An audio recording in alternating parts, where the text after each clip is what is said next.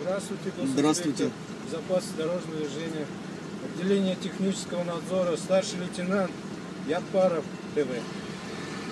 Слушаю. Удостоверение служебное надо показывать? Нет, не вы обязательно. нарушаете пункт правил 231 ПДД.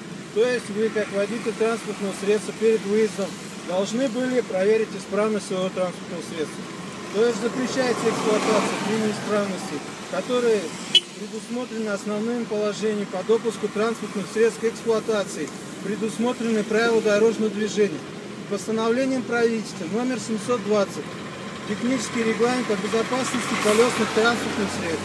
Имеется прибор для замерки светопропускаемости ваших стекол. Сейчас произведем замер.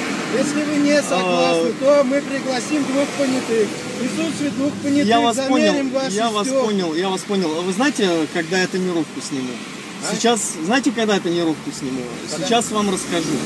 Как только депутат великодушный, законодатель добродушный, как только каждый представитель органов властей своей рукой изданных законов и вестей жить будет так, как Конституция велит, и в новостях, как о законности твердит, тогда и я, поэт душой, традиции продолжатель вековой, сниму весь мрак со стекол, не глядя, и с палкой рука отныне не взмахнет твоя.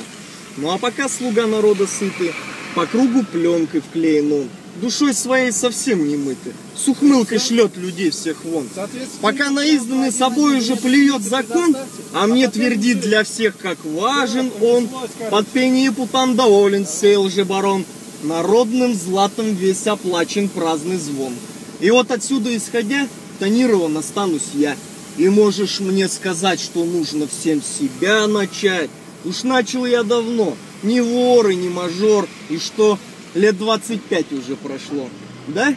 Попробовать ты можешь номера забрать и пленку со стекла содрать, ведь ты в неволе, и кандалы ты на себя одел. Увы, ты сам так захотел. А я свободен, словно птица, и волен в небе я летать, и невозможно на цепи неволи птицу выше не достать.